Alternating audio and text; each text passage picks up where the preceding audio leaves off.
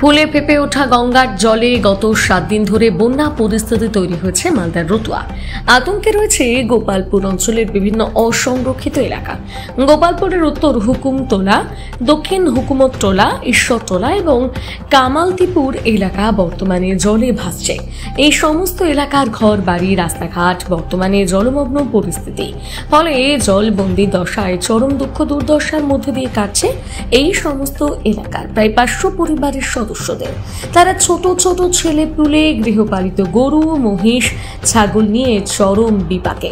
গোটা এলাকা জলে ভেসে যাওয়ায় এলাকায় দেখা দিয়েছে পানীয় জলের চরম সংকট। দুর্গতদের অভিযোগ, তাদের এলাকায় গতদিন 7 আগেই গঙ্গার জল ঢুকেছে। সেই জলে গোটা এলাকা ভেসে গেছে, ঘরবাড়ি থেকে রাস্তাঘাট বর্তমানে জলের তলায়। অথচ এখনো প্রশাসনের তরফে কারোর দেখা নেই, ত্রাণের কোনো ব্যবস্থা নেই। ফলে বন্যা দুর্গতদের অনেক দিনেরই দিন কাটছে চরম অসহায় অবস্থা।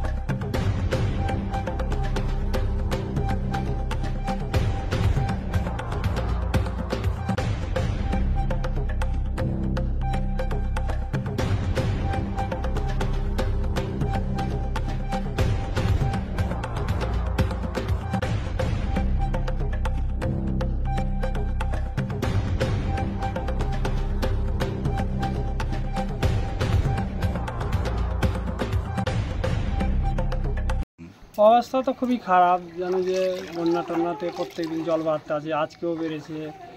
আবার খাবার টাবারও অসুবিধা, কিছু সুবিধা নাই এখানে। নৌকা টৌকা কিছু দেওয়ানো হয় না, কিছু সরকারি সুবিধাও নাই। আমরা যে পারছি সে করছি, থাকছি, অনেক কষ্টে থাকছি এখানে। ঘরে জল ঢুকে গেছে, ঘরে প্রত্যেকটাতে জল আছে। এই 1 কোমর করে জল এখানে আছে প্রত্যেকটা ঘরে। কি শুধু ওই যে চৌকির উপরে থাকছি, মাচাবে নিয়ে থাকছি আমরা। আমাদের পুরো অসুবিধা। আচ্ছা, এখন চাইছেন কি আপনারা? আমরা চাইছি যে কিছু করেন আমাদের জন্য, কিছু করলে ভালো হয়। কারণ যে আমরা খুব গরিব মানুষ, করলে আমাদের একটু বাঁচি আমরা। আমাদের খুবই অসুবিধা, মানে কি থাকার মতনও সেরকম বাড়িঘর নাই। ইন্দিরাবাস আমরা কিছু পাইনি, আমাদের খুবই অসুবিধা। এখন যাবেন কোথায়? এখন দেখি কোথায় যাই, এরকম জায়গা সময় তো দেখতে হবে আমাকে। কি নাম আপনার? আমার নাম লালচাঁদ মণ্ডল। অবস্থা বাড়ি ঘরের খারাপ, জলে বন্যাতে ডুবছে বাড়ি ঘর, কিছু তো বাঁচাতে পারছি না। স্কুলে নিয়ে যেয়ে ধুচ্ছি। জল কি আজকে বেড়েছে? আজকে না, থেকে বাইরেই যাচ্ছে, ঘটার কথা নাই। হ্যাঁ, এখন কোথায় যাবেন? এখন স্কুলে নিয়ে যাব। গতকাল কোথায় ছিলেন? কালকে বাড়িতেই ছিলাম। আচ্ছা, জিনিসপত্র সরাচ্ছেন? হ্যাঁ, সব এখন ডোঙাতে বুঝে বুঝে স্কুলে নিয়ে যেয়ে রাখছি। আচ্ছা, কি যাতায়াতের জন্য কি ব্যবস্থা, মানে হেঁটে যাচ্ছেন না নৌকা আছে কিছু? এদিকে কোনো নৌকা দেওয়া হয়েছে এই সাইডে? না, নৌকা টৌকা কিছু দেওয়া হয়নি।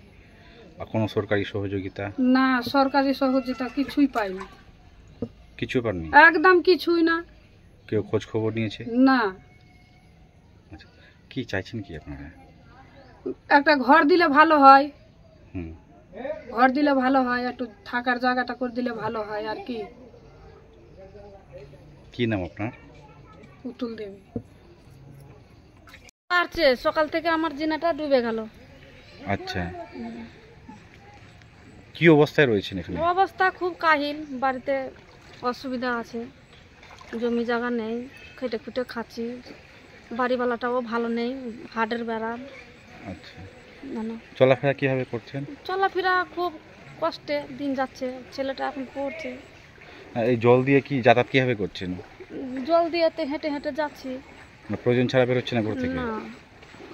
আর কি পোকামাকড় বা সাপের উপদ্রব আছে? হ্যাঁ, সাপ পাকা তো ঢুকছেই বাড়িতে, বাড়ির ভিতরে ফুসে টাঠি এসব করা আছে, ছেড়ে দিয়েছি বাড়ি। জল ঢুকে গেছে?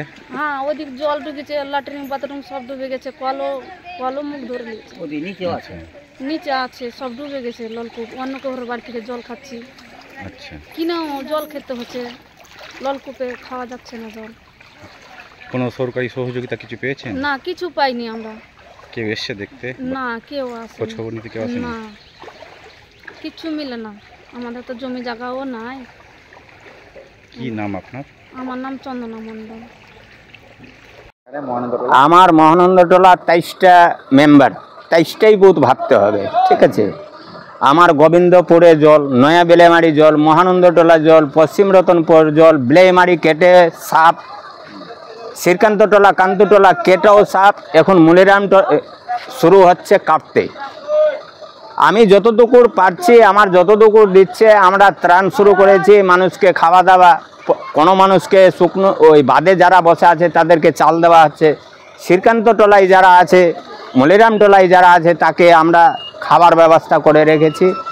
আমার সবটি বুধেই জল হয়ে আছে, তবুও মহানন্দটোলা থেকে নৌকা দিয়ে রেখেছি যাতায়াতের জন্য। আমাদের এইখানে বড় নৌকা যাতায়াত করতে পারছে না, আমরা ছোট ছোট ডেঙে কি চলার রকম 50টা 40টা লোক আঁটে ওইভাবে নৌকা দিয়ে রেখেছি। আমার 5টা নৌকা এখানে চলছে, কালীতলা থেকে নাকাট্টি ব্রিজ অবধি।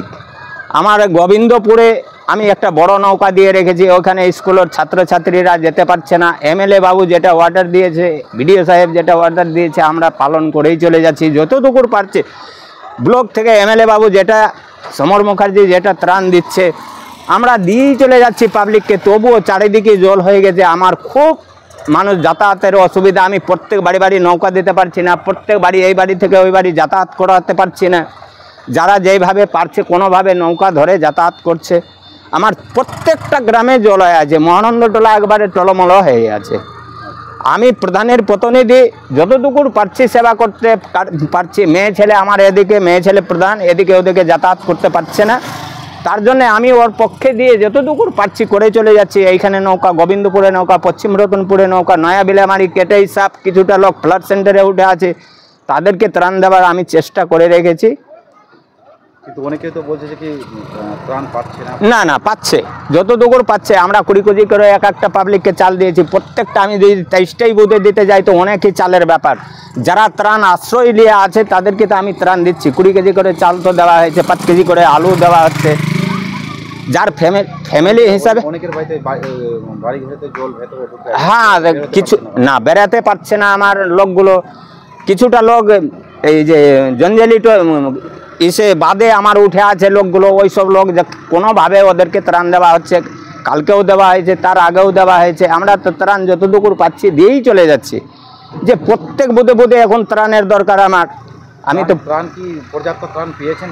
হ্যাঁ, কিছু পেয়েছে। আমার মোটামুটি 400-500 লোক পাবলিক পেয়েছে। আমার 400-500 লোক হ্যাঁ, ত্রাণের আমার প্রচুর দরকার। এই যে আমি খাবার যে দিলাচ্ছি, মোটামুটি 500-600 লোক খাচ্ছে। সকাল থেকে শুরু করছি, সন্ধ্যা পর্যন্ত আমার লেবার খেটেই চলে যাচ্ছে, রান্না করেই চলে। আপনার হাতে পৌঁছায় না, আমার হাতে ত্রাণ যতটুকু এসছে আমরা দিয়ে সহযোগিতা করছি ওদেরকে। আপনার নাম? আমার নাম ভিপু রায়। আমার বউ মহানন্দটোলা পঞ্চায়েতের প্রধান মঞ্জু রায়।